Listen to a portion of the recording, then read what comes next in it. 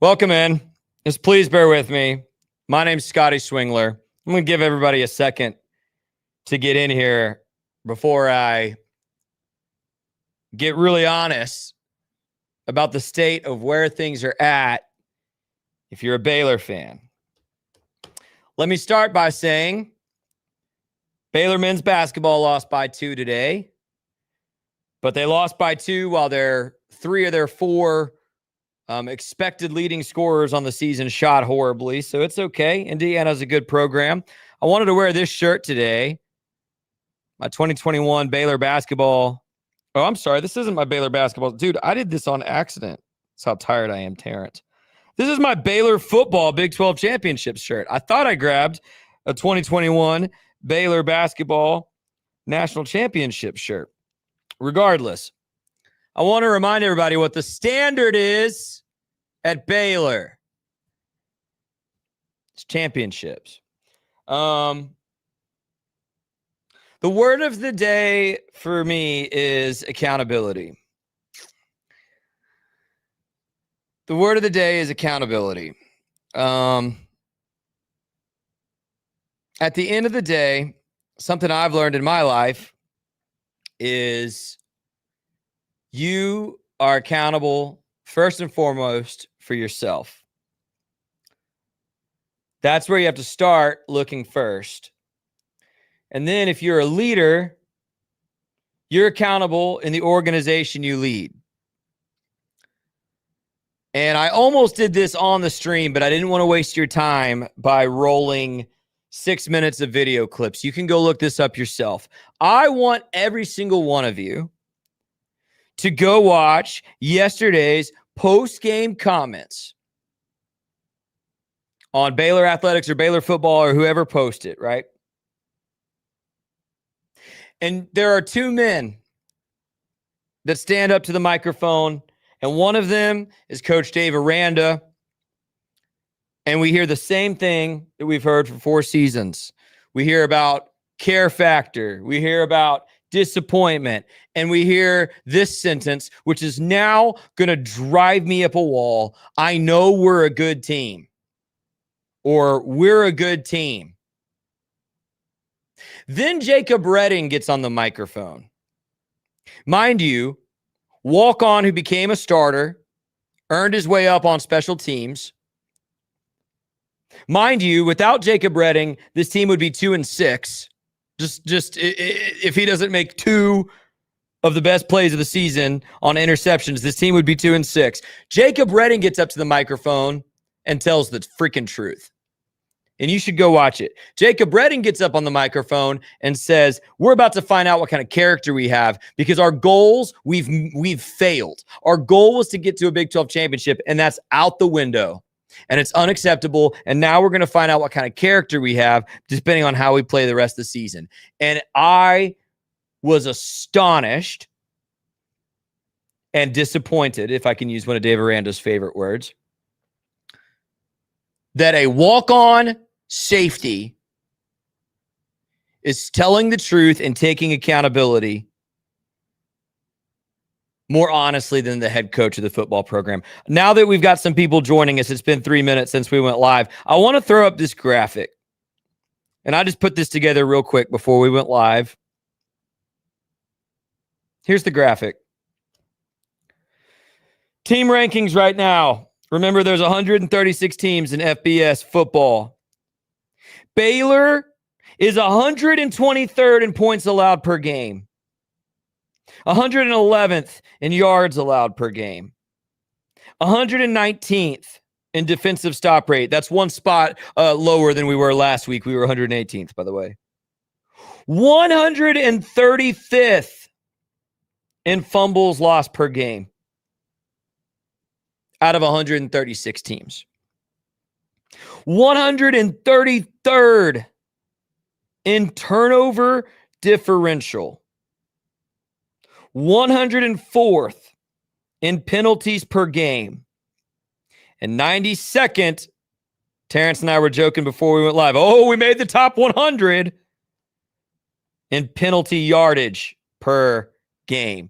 This is your Baylor Bear team in 2025.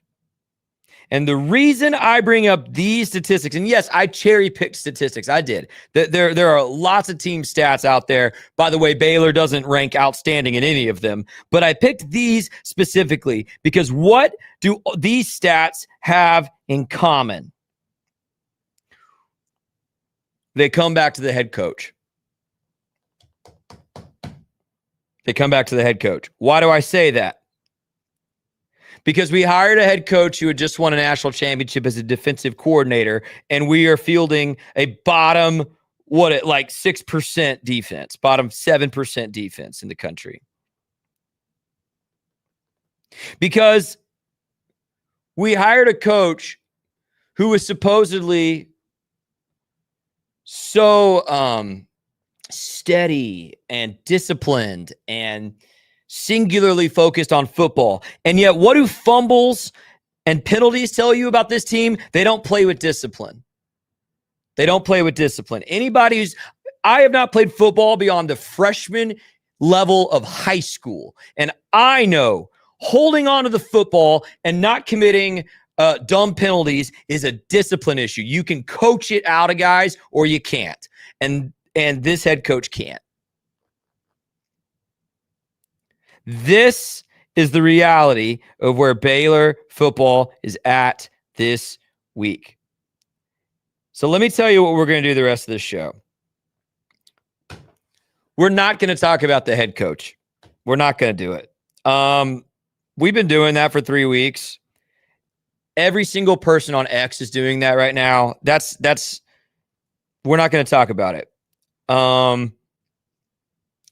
Honestly, I think this Baylor football fan base is probably pretty freaking united when it comes to that. What we are going to do, we're going to bring in Terrence Ganaway. I have a question for him, again, about the struggles of this team. We're going to read some of your tweets I asked you this morning. Send in your comments. We've got several loaded in. We're going to read some of your thoughts. And we're going to try to get excited for homecoming, man. Listen, I don't want to be unthankful. Baylor is a tremendous place with tremendous people. It changed my life for the better. I'm going to be hanging out with all my best friends from college Friday night, celebrating homecoming, having a good time. I'm very thankful. But we can't get emotional about it. We have to be factual about it. Take your emotions about the coach, about the season, about homecoming this week, about the loss yesterday out of it. This is who we are. And I just wanted to start the show by saying this is unacceptable. If you're new here, this show is called Please Bear With Me, and we're going to start right now.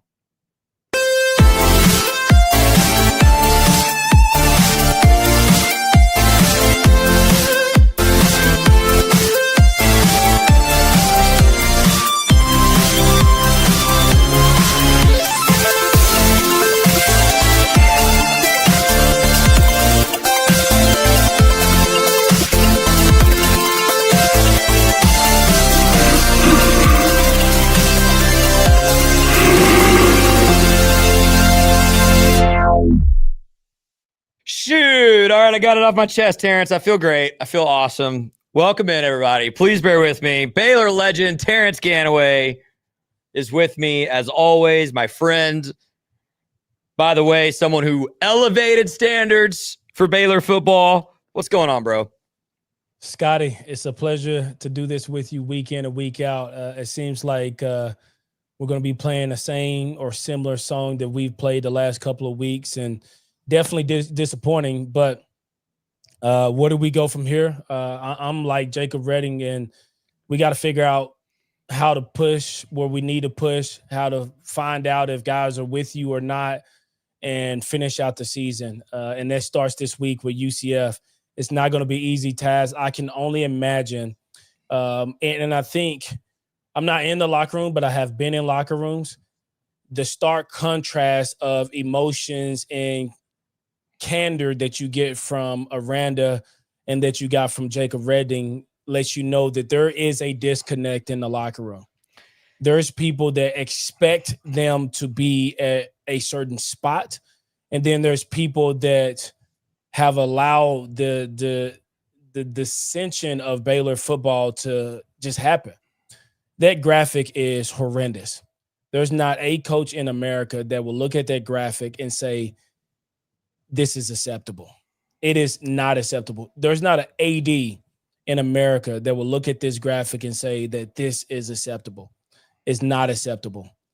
But I said something earlier this spring. You got to inspect what you expect.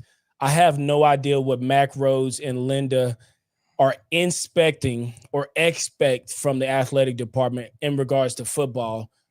But heavy is the head that wears the crown. Yep. And they have big jobs to do, whether that is expectations need to be increased to a level in the athletic department, or if this is what Baylor is going to revert to, then it's okay to give everybody's money back and say, hey, we are okay having a really good coach, a really good guy as a head coach that can help build the men and character of our team. And we're okay to go into the occasional bowl game.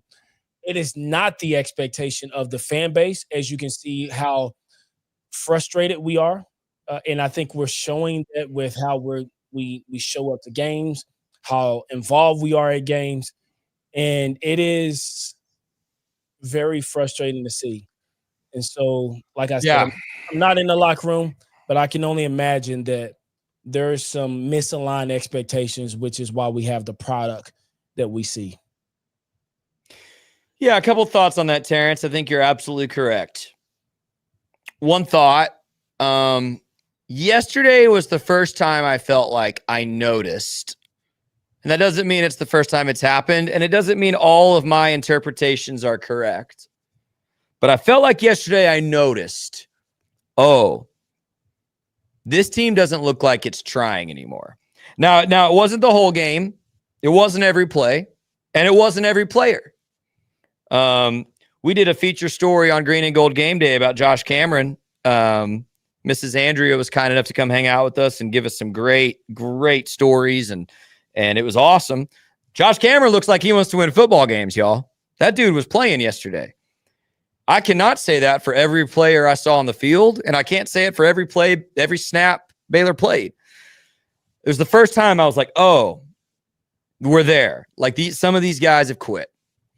Furthermore, I will not be the guy to name names or I just won't name names. We'll just say it that way.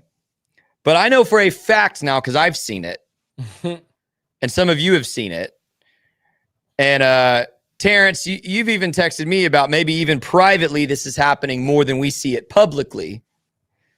There are active rostered players on Twitter and Instagram liking posts about the head coach being potentially fired. Dude, it's over at that point. That is bad. And I had some exchange with some friends about this, and they were saying, oh, get those kids off the team. Listen, if I were advising any of those players on that team, I would say you do not interact with that stuff. It's a bad look for you, period. I don't think there's an excuse for it. However, it does tell you what's going on in that locker room, to Terrence's point. Terrence, I think next Sunday's show, if you and I do this again like we have been every week next week, could be really, really interesting. It could be the show of the year, depending on how things go this coming Saturday. Yeah, I think if I'm talking to any player or anybody within the athletic department, I'll be careful what I say and what I repost, what I post. If you feel a certain way, just refrain from posting it all together. I mean, we talked about this at church today.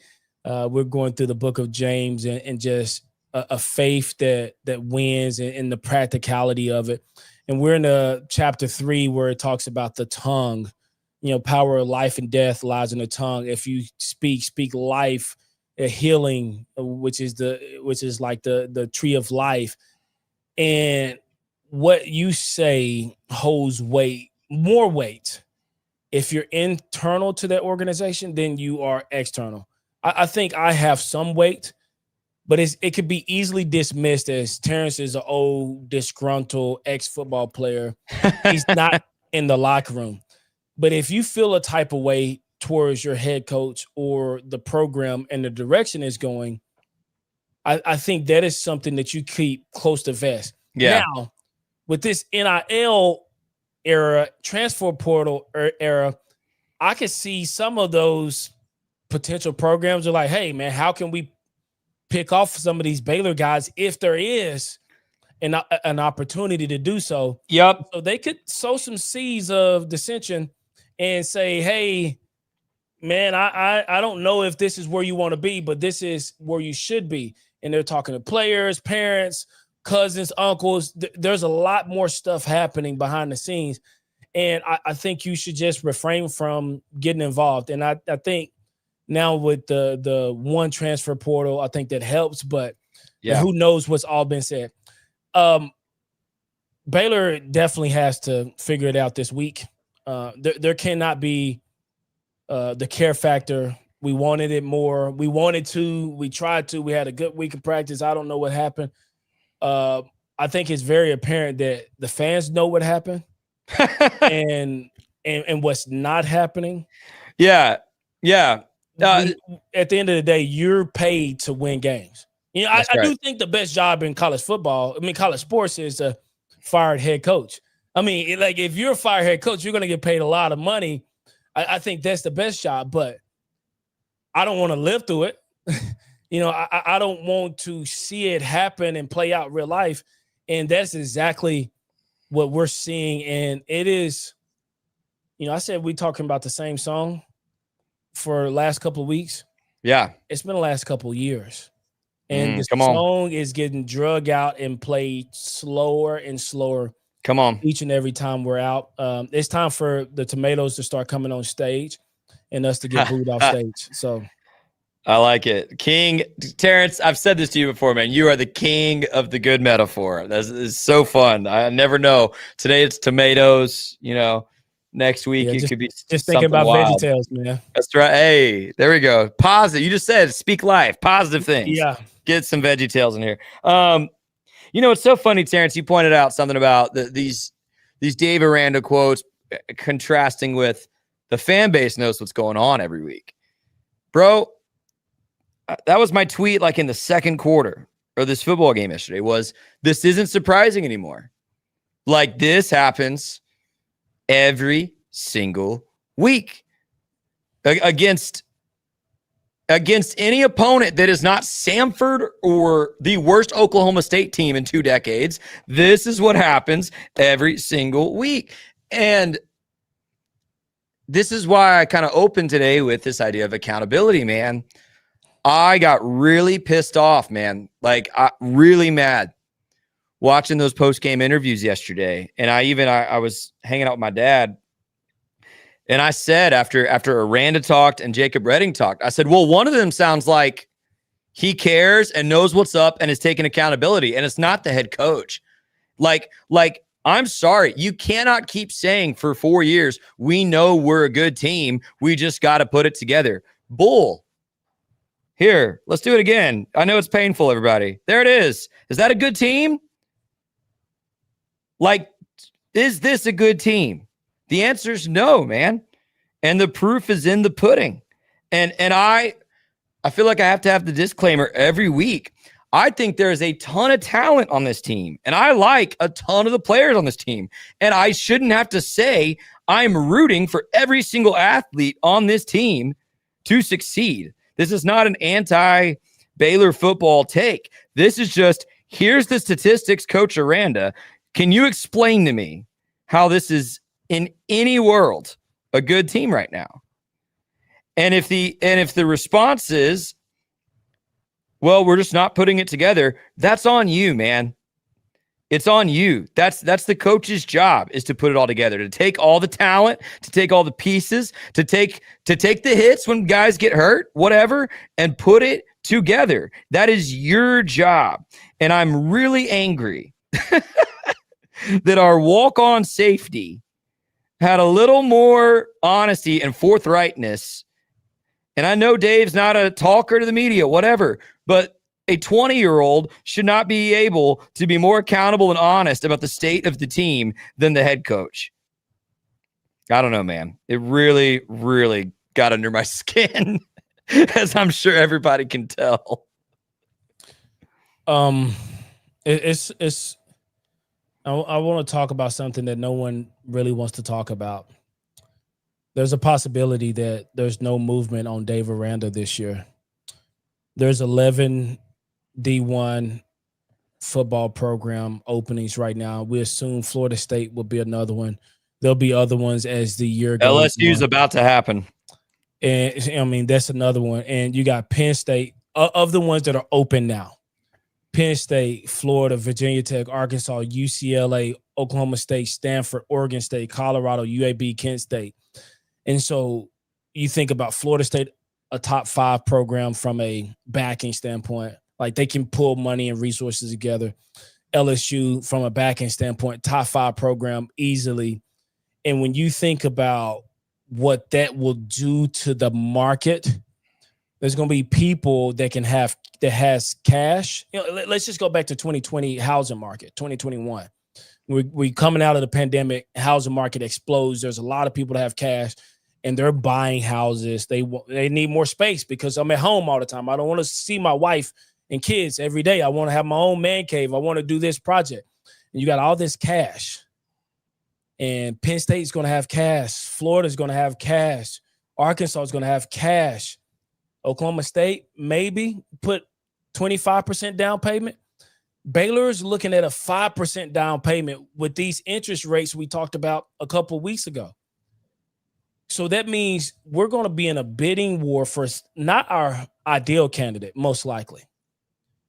And that means we're probably going to overpay, or there's a likelihood, not a probably, but there's a likelihood that we're going to overpay for someone because they're going to be able to say, well, Colorado State just offered me this.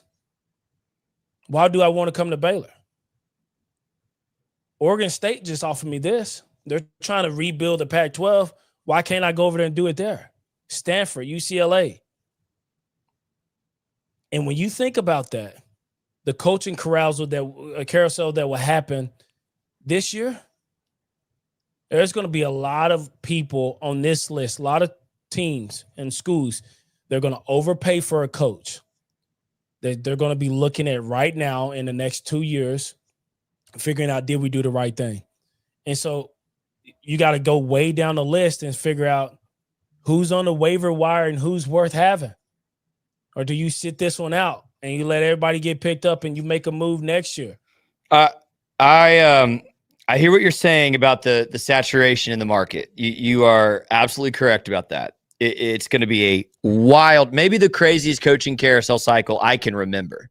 Honestly, it's crazy how many of these big jobs are opening up. But my response to that would be, then move off Dave and give Spav a year. Move off Dave and give Keenan Hall. Like you cannot. Like Terrence, I'll be honest, and I said we weren't going to talk about the head coach much, but it's just like, I don't know how you can't, and that's what every conversation is right now. I don't think this team's going to make a bowl game, bro. Man, I thought we had Kansas on the list. I have no idea. I know I text you this. Listen. I thought we were going to play Kansas this year. We're not. UCF is really bad. We should win this Saturday. I'm not saying it's a guarantee. I'm not. I would not be surprised if we lay an egg Saturday, but we should win Saturday. But after that, there is no chance the team that I saw yesterday beats Arizona, Utah, or Houston. By the way, you want to talk? No. You want to talk about a heck of a coach and a program. Look at what Willie Fritz has done in 2 years at Houston. Everyone's talking about Kurt Cignetti, rightfully so, but Willie Fritz is over here 7-1 at Houston that didn't have the talent to play in the Big 12 last year. And look at what they're doing this year. It's incredible. Like, this is the other reason I would just respond to what you just said. You got to make a move when you can. You got to. Because in this era, more than ever, if you do find the right guy, and Terrence, it doesn't have to be the splashy name. I got news for you, Baylor fans. It ain't going to be James Franklin. I'm sorry. He's going to end up at Florida or Florida State. It ain't going to be James Franklin. It ain't going to be Brian Kelly. It ain't going to be Jimbo Fisher out of retirement. Like the big name coaches, it's not going to be that. But could you find, like Willie Fritz came from Tulane, Sam Houston State before that. Could you convince an Eric Morris?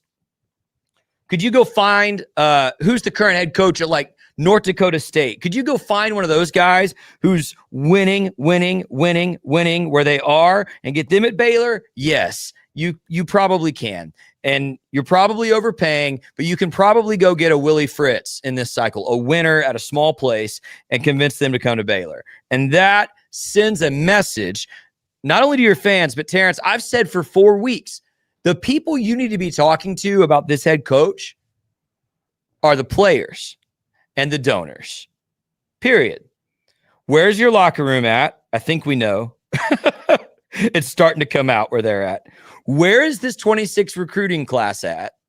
That's important, man. That's important. And then where's the money at? I hate that it's that simple, but Terrence, to me, it's that simple. It's that simple.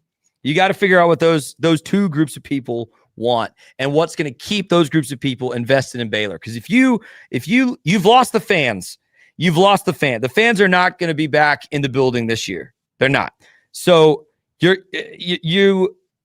either going to also lose the players and donors, or you can try to salvage those two groups, which are the most important two groups if you're going to come back from this, right? UCF has to win this game if they want to go to a bowl game. They got Oklahoma State later this year, but they got Houston, Texas Tech, and BYU on the calendar. I don't think UCF is going to win that either of those games. So if they want to go to a bowl game, UCF has to beat Baylor, and then they'll have to be a probably 0-7, 0-9 conference play Oklahoma State team right before the end of the season. I agree with you, Scotty. I think you have to, but calm heads, may they please prevail, because it gets ugly. And if you don't have a great talent evaluator and the president, the board of regents, and the AD, you can miss on this and it will cost you your job. And so I agree. I don't know if you're AD and you want to ride the ship out with Dave Aranda, but I don't know if we get a current head coach. And if we do, what does he look like? Maybe a coordinator or someone who can drill down a really, really good recruiting class. I think of a Brian Hartline. I know he's probably one you can get for a bargain, at least for a year or two.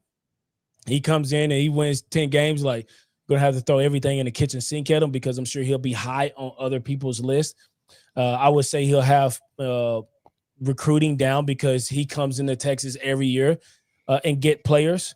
Ohio State does.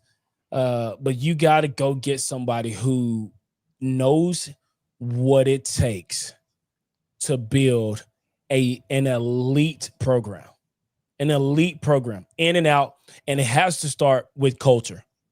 If you can't see a high octane culture in a coach prior to them getting on campus, then like you just gotta pull the plug on that decision. Regardless of who they are, how good they feel, they have to be able to build a culture. Matt Rule, I know how we disagree about him. He's a culture builder. He will instill his culture at all costs. Some people don't like it. I didn't like that we had to do 1-11, but he had to instill his culture at all costs. And it paid off. It did. It did. There is no culture. Sorry. There is a very inconsistent culture in Waco, Texas today. there's an offense that's trying to be managed by a co-head coach. There's a defense that's trying to be managed by the head coach. And there's a special team that may just be thrown together. I have no idea what the identity of this team is. They don't either, by the way. Well, you can tell. Proof is in the pudding, what you said earlier. And it's frustrating to see week in and week out. But I don't have expectations that we go out there and field a good team on Saturday. Offense cannot move the ball well. They're banged up. Defense is bad at all levels. I thought Thornton had a couple of good plays throughout the game. I mean, we're flying around.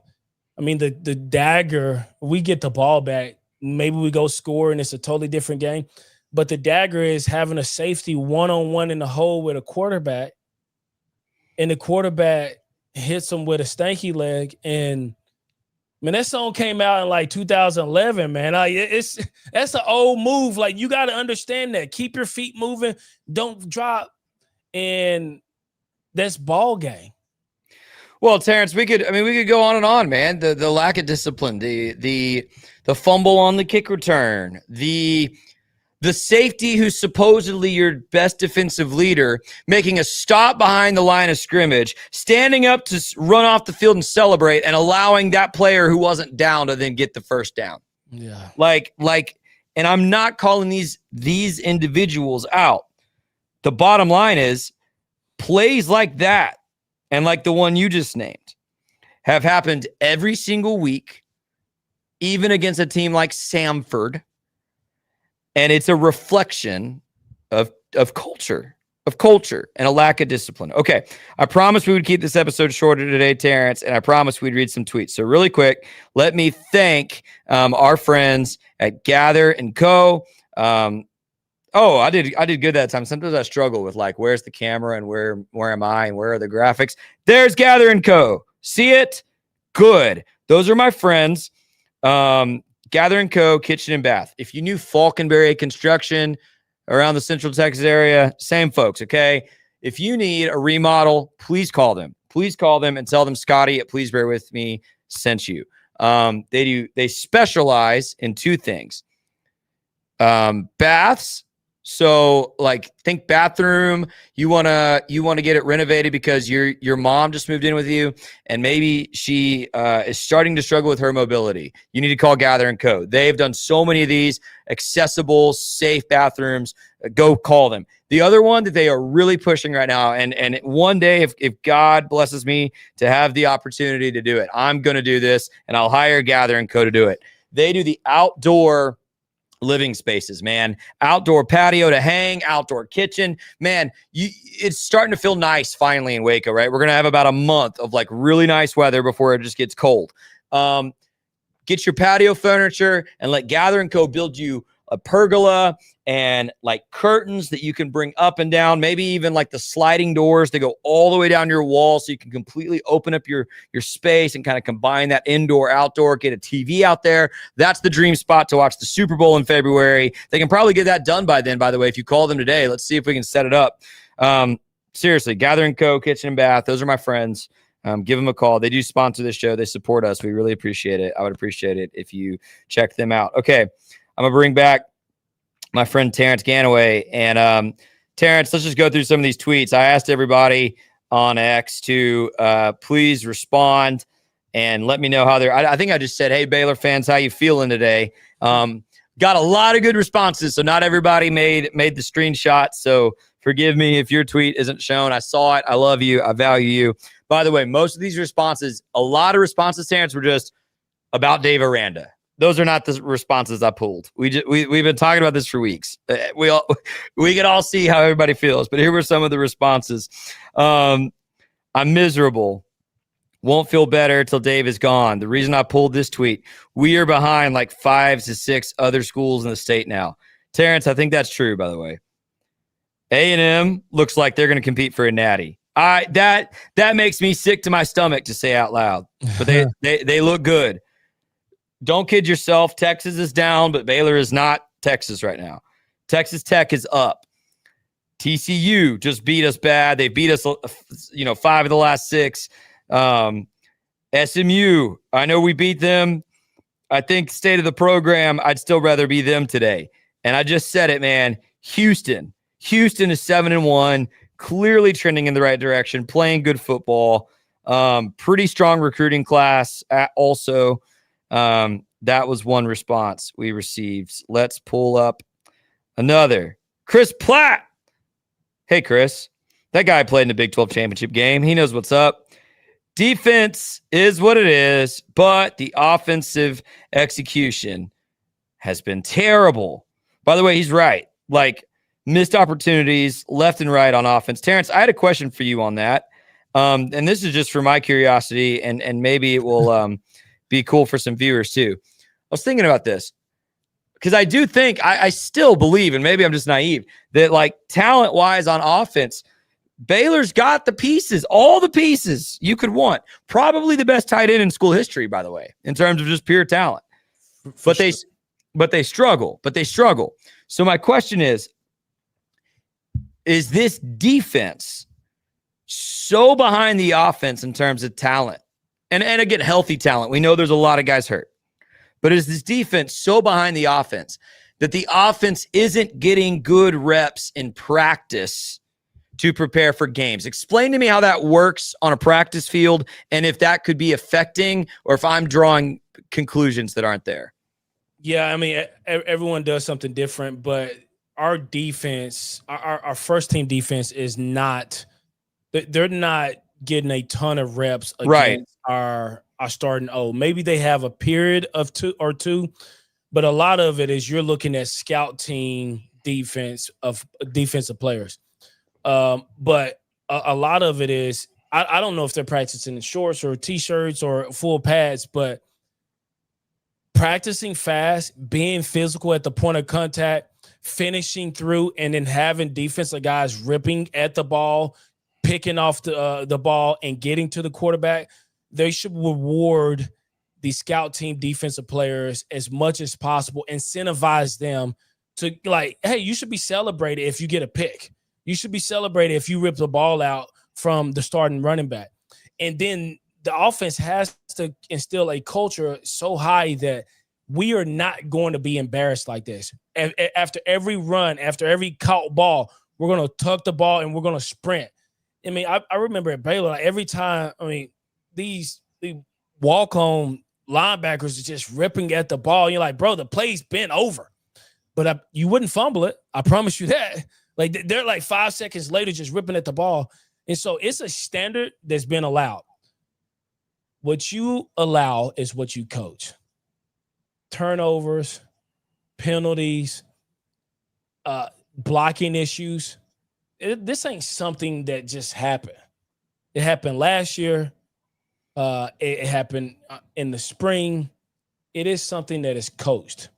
And when you say, hey, let's give someone else a nod at it, I don't see it. And I know that it affects people's jobs and livelihoods.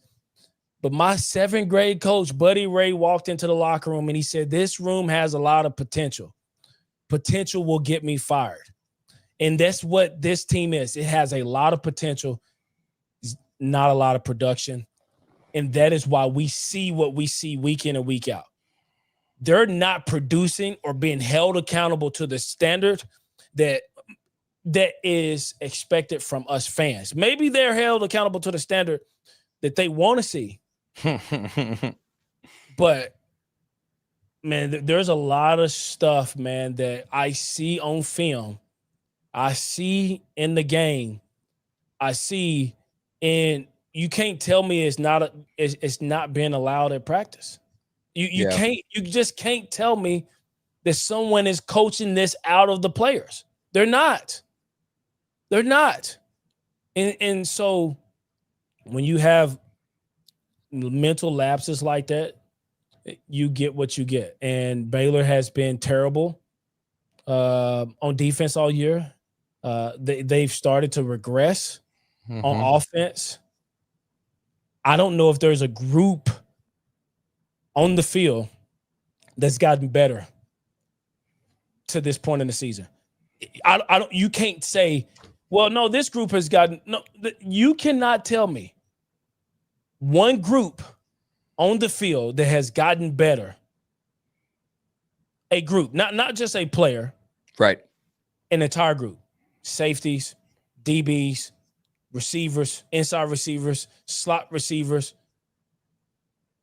a group, offensive line, and listen, at this point, Scotty, it's coached, which I think is a culture issue, and you can't fix a culture in midseason. You just can't. Let's get to a couple more of these tweets before we get out of here. Sherman, I think, followed me today, by the way. Thanks for that. I'm numb, looking at other schools making the correct digital marketing, coaching hires, NIL moves, and I'm watching as BU slowly sinks into the sea, and not a single person on the boat is yelling, "Help, I'm sinking." They're just sipping Dr. Pepper floats and smiling. I will be brief because I really do want to get through these tweets and get back to our evenings. But I will say this. I have it from a couple of different sources now that Mack Rhoades is not taking this approach. I understand why some people are really angry at Mack Rhoades and questioning Mack Rhoades today. I am not one of those people. And until I see otherwise in December, I wish it would happen before then, but I'm going to say until I see otherwise in December, I think Mack Rhoades knows what's got to happen. And I think Mack Rhoades wants to win. Unless I see otherwise, that's what I think. But Sherman, I understand why you'd feel that way. And that's definitely the PR Baylor puts out, which also doesn't feel good. Let's get to another one. Let's see. Here we go. I really like this one, Terrence. I'm not sure I love anything after my Lord, wife, kids, and Spurs basketball more than Baylor football, but right now I cannot stomach watching games anymore. It's not the wins, losses, 1-5 versus TCU. It's that I have no clue what school or team I am watching. There's no life, no fun, no motivation. There is zero identity. College football for fans isn't just win-loss record. It's all the intangible things that make game day special. Baylor has zero special things right now. By the way, well said. Terrence, Baylor went 8-5 in 2012. Baylor went 8-5 last year. One of those felt very different than the other, at least for me. Well, 8-5 with losing a lot of guys. We brought back a lot of guys in the second 8-5, and we followed up the first 8-5 with 2 back-to-back Big 12 championships. Like Kendall, we had offensive linemen, we had a ton of the defensive guys, Elliott Coffey, all of those guys left. I left, Robert left, Philip Blake left. I mean, there were so many guys that had left that team to play in the NFL, to continue to play football. Was there anybody last year that went to play? I'm just being honest. I don't know. Someone drop it in the chat. Is there anyone from last year's football team that's playing football? There are. I will answer because I know the answer to this. There are several who are on practice squads today. I don't believe anyone is on an active roster. So two different. Yes, two different. This is why it is different. We were very fortuitous and we caught lightning. We did all the right things.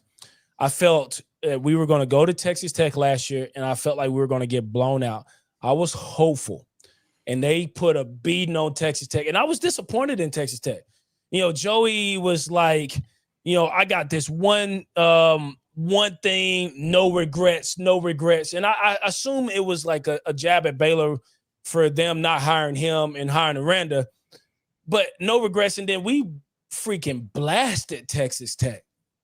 And then we went on our 6-game, win record streak. And Then we followed it with a abysmal loss to LSU. We started out this season with Auburn. You see how all that worked out. But listen, man, these teams were different because there is zero things special happening in Waco today. What our buddy just said couldn't be more spot on. Yep. There's not anything that brings the life out of people. Just, and by the way, unwavering hope and commitment. Like, we're going to figure it out somehow. There's none of that. And by the way, to that point, Terrence, the culture that was around that 2012 team meant that when a number one team walked into Floyd Casey Stadium, the number one team in the country, and got doubled up by Baylor, I wasn't shocked. Yeah. I actually made a bet on that game and won. I made a bet. I told you about that last week. Now I wasn't there with Chauncey Billups, but I was betting on games. But again, Scotty, like when you think about what that team expected and what fans expected, when we walked into games, if you didn't show up to a game like at the kickoff, by the time you got to your seat, it may be 14-0 Baylor. Like, we get to our seat, we're down 14-0. It's like, all right, I guess our team hadn't showed up either. And this is week in and week out. Someone asked the question, why is it like lack of discipline? Because it's not coached. You cannot tell me, Coach Baber said this all the time. Ball security is job security. If you're coaching, if you're allowing people to put the ball on the ground in practice, you cannot be surprised when they put it on the ground in the game. If you're allowing passes, one-on-one, touchdown passes to not be thrown on the money, then in practice, then you cannot make it manifest in a game. If you're not putting your safeties in situations where they have to come up and fill the only gap, everyone else has played gap assignment football, A gap, B gap, linebacker field, corner field, the quarterback has to go up the middle, and you got a safety that cannot fill the gap on a quarterback. I'm not saying Robert Griffin or Lamar Jackson. We're talking about Sorsby. That is coached. It's discipline. There is zero expectation from us fans that it will happen, and it does seem like it's very little expectation that it's going to happen on the field from the guys on the sideline. And so when you think about why everyone is so frustrated, it's because the product is piss poor. It is bad. It's coached bad. It's ran bad. It's produced bad. Everything about the program is sour. And at some point, you got to say, we have to cut it off for it spoil everything else. And I think, in my opinion, I think everything else is spoiled. Sawyer started out as Saw Dog. Now he's Raw Dog, and that's not great. Bryson cannot run. He's not healthy. He's not getting what he needs to do to get healthy. And we got two freshman running backs that are trying to carry us, and we got a veteran-led offensive line that can't move the line of scrimmage. We got senior receivers that can't hold on to the ball. And I get it. It happens. It happens. It happens. It happens. It's a part of the game. But when you got a defense that is almost last in turnovers, because we ain't forcing anybody to make a turnover. We're not putting our guys in positions to go get an interception. We're playing on our heels, and we're getting blasted off the ball down after down after down. I honestly thought the game yesterday that Cincinnati might score 75 points. I didn't think they were going to punt the ball at all.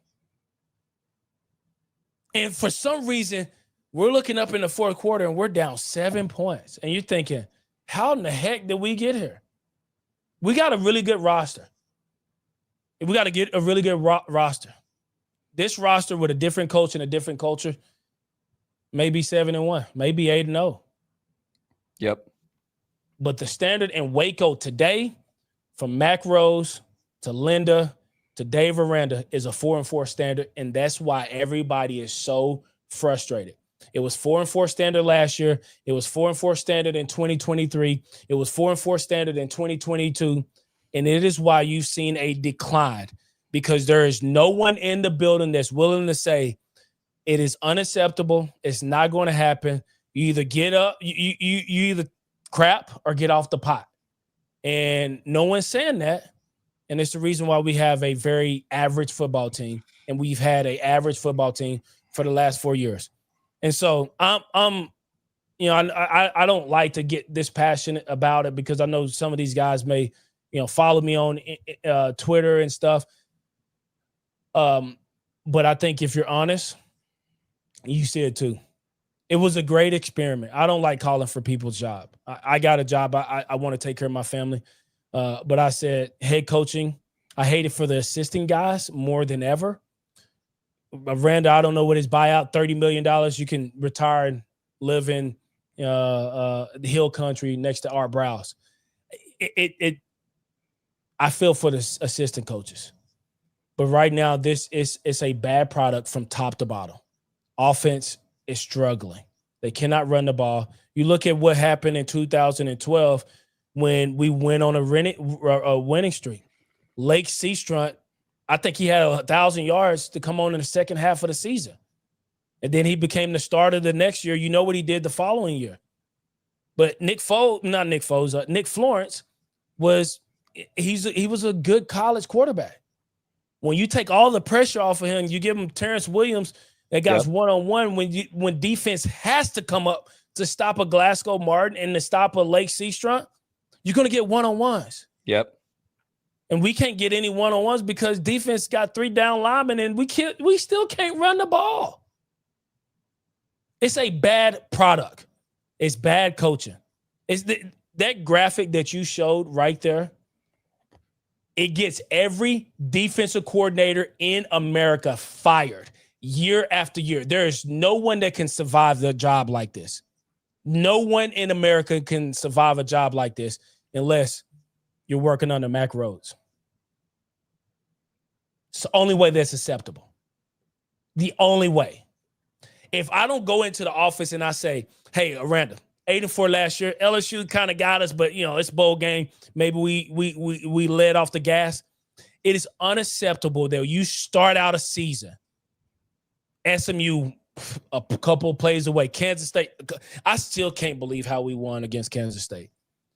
I mean, it was a 3rd and 2, and they decided to go under center and did not have a great play. Yeah, thank you. Thank you, Matt Wells. Thank you. Appreciate that, Coach Wells. Thank you. I have no idea. Thank you, Jacob Redding. Expectation is not, this is what you must do this year. Non-negotiable. Non-negotiable. Yeah. The culture is not there to align with a 8-0 team. So that's all I got. Yeah. Unless you got a tweet for me to respond to. I got a few more we'll get to.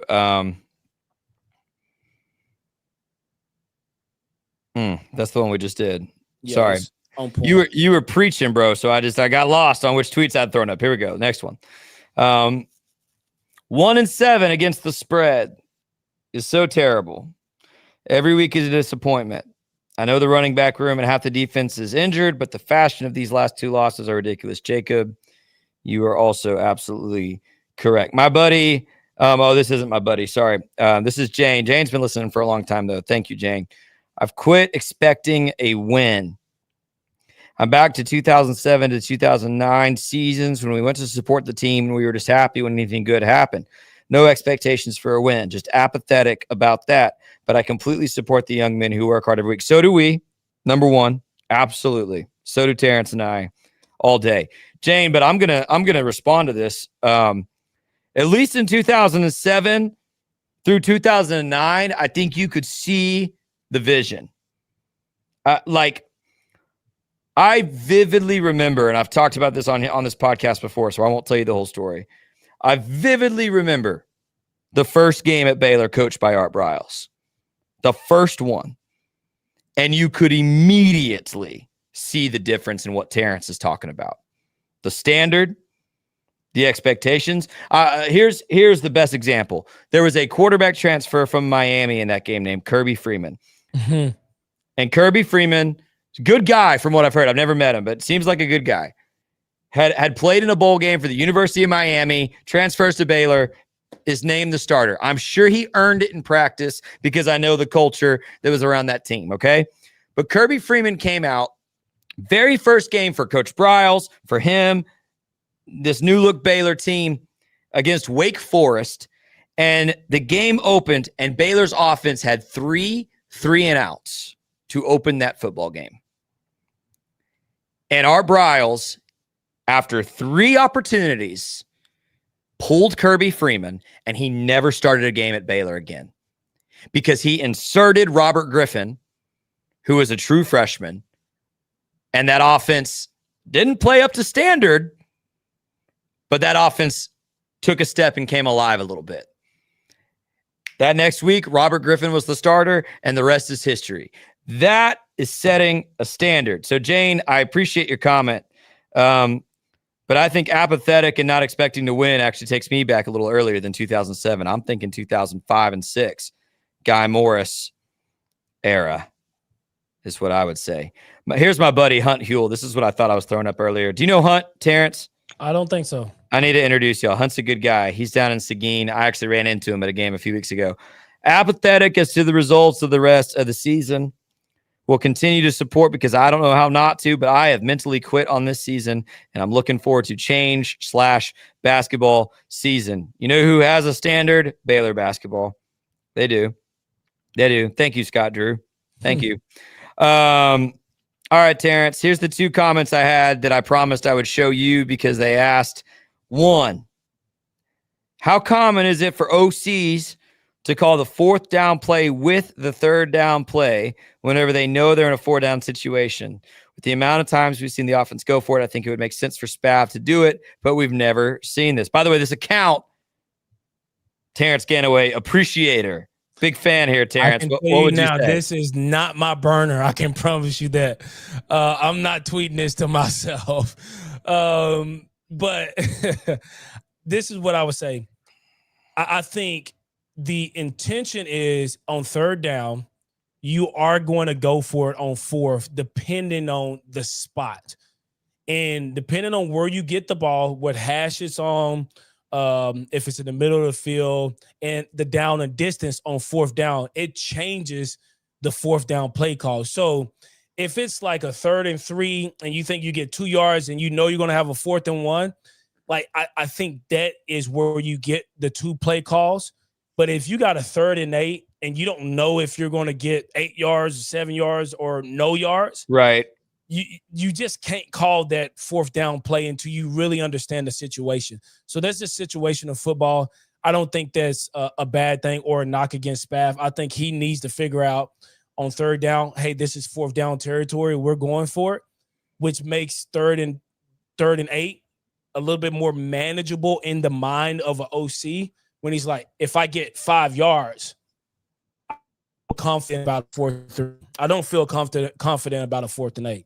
So that's where the game and the strategy changes a little bit. Good stuff. Yep. Makes sense to me. Thank you, Terrence Ganaway. Appreciate her. Last one I've got, Samuel. Samuel's a buddy, big supporter of I would love to. My dream. I work. Hold on, let me read it for the podcast listeners, Terrence. Let me read it. Those watching can see it, but not everybody's watching. Can we hire Terrence Ganaway as the coach? The prep I have heard him put into his kids' teams, which Terrence does talk a lot about, coaching his kids, basketball, baseball, what have you, is the exact discipline we need. TG would make sure there is a little fire and little mistakes. Samuel's a big supporter of this show and some of our other shows here on Rogue Media. Thank you for the tweet. All right, Terrence, go ahead. I know you seem excited to talk about this. For anyone who's listening, my dream job is to be a college football coach. I actually thought it was going to happen. I love football. I want to be a part of it. I think it's past me now with a wife and 4 kids. I couldn't go the GA route. My wife is not going to live in a van and still call me a husband. But what I would say is the standard is the standard. And if my kids were to walk in right now and they would ask me, and I would ask them, what do I expect out of them? I think they all understand. And it's high expectations. It's not unrealistic. I just want them to win at a high level at life. Yeah. And if you want to be great, Nick Saban says there's just no options. It takes what it takes. If Baylor wants to be 8-0, it takes what it takes. It takes hard-nosed football practices week in and week out, playing at a high level, executing, running to the ball. And Sam, one of the things that you said there is little mistakes. I love mistakes. I love mistakes. When I'm about to start coaching my kids here in a couple of weeks, I've already texted all the parents, hey, here's my expectations. Here's what I want to do. And they're like, oh, I thought we were just going to have fun. Hey, we're going to have fun. No doubt about it. But we are going to learn how to play the game. And when I say mistakes, you can't correct or coach someone if there's no mistakes. If I had a team that could go out there and play 5th and 6th grade basketball perfect, I wouldn't need to be a coach. I wouldn't need to help out. All I would need to do is just make sure there's snacks and water on the bench. Right. But I tell my kids 100 miles per hour. Whether you mess up or not, 100 miles per hour. Fast. Play. And then the other thing I tell them, because kids at this age, they always look to the sideline. Because they know they messed up. You know they messed up. And I'm like, listen, in the game, in practice, I'm going to coach you. Like, this is what we're going to do. I'm going to stop practice. I'm going to drill it down. This is what we got to focus on. If I'm coaching one of you, I'm coaching all of you. So it applies to everyone. But once you go into a game, relax and have fun. Just go play. I won't coach you at all during the game. Situationally, we call a timeout. Hey, this is what I see them doing. Like, this is how we want to change. Last year, we had a makeshift team. We didn't win. We got third. I think we have a good chance to win both the girls and boys division. I'm coaching 2 of my girls on the same team, and Zayd. He's gotten really good, and we've been playing in the gym. You don't get good during the season, and that's why it's hard to change during the season. But my expectation is that we do everything at a high level. And I told them this summer that we're going to start training like collegiate athletes, and they understand that expectation. Now, if they play college ball or not, I tell them all the time, they can quit as long as they come tell me. I'll let them do that, because we're going to be great at something. It doesn't have to be sports, and that doesn't have to be their path. It had to be my path to get out of DeKalb, Texas, but it doesn't have to be theirs. The expectation in my house is that my kids will serve God first and foremost. As for me and my house, we will serve the Lord. Number 2, we will be kind to people. We don't have to be nice, but we'll be kind. We'll serve others. And number 3, we going to be great at something. And I don't know what something is. God has all of that in his full view. I have no idea what there's going to be. But I can tell you right now, if you do hard things often enough, everything else takes care of itself. If we practice hard, winning will take care of itself. That's why it's so frustrating to see. Oh, practice was good this week. If you do all the right things in practice, everything else takes care of itself. There's never a surprise. I had a manager, Seth Berliner, when I started as striker. He always said, I don't like surprises. Whether you got the deal or you didn't, just let me know, and we'll figure out what to do. Hey, I got this $1 million deal. All right, let's go get it. I just lost $1 million deal. All right, what's the game plan? You got $1 million quota. How are you going to figure it out? How are you going to get the rest of it to come in? We got to pivot. And right now, we haven't seen a lot of pivots. We haven't seen a lot of plans. We haven't seen a lot of it's just a surprise every week. It is literally reaching in the chocolate box, sitting on the bench with what's our actor? Forrest Gump. Tom Hanks. Yeah. Tom Hanks. We're sitting on the bench with Tom Hanks, and we're just going around and around, picking out what random piece of candy we want. And a lot of these are filled with the strawberries. Maybe y'all like the strawberries. I never liked those. They're nasty. They're disgusting. And everyone would throw them away if they wasn't covered in chocolate. Baylor's covered in some kind of chocolate. And we got to figure out how to wash that off, because right now it smells coming out of Waco. The metaphor again, my friend. It's so funny. Speaking of metaphors, last tweet I'm going to throw up, and then we're going to roll, man. I'm going to go get dinner and go home. This was my favorite Twitter response. lot of people responded with some GIFs. Really funny. Max Garner gave me 3. I love you, Max. Max is great. Max, come on the show sometime. Let's get Max next week. Yeah, he's a former athlete, so yeah, get him on the show. I will. But this was my favorite response of the day. Sam has some funny characters after his first name here. Maybe it's a bot. Sam, if you're watching, I don't know you, but the crying Jordan meme on a North American black bear, that got me. That got me today. That is how Sam is feeling. I'll be honest, I've been feeling that way for a few weeks.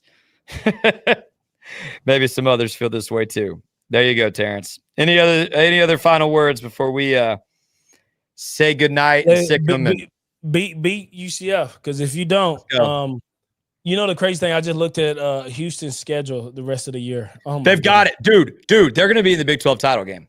They're 11-1 the rest of the season, bro. They go West Virginia at home. They go to UCF. They got TCU at home.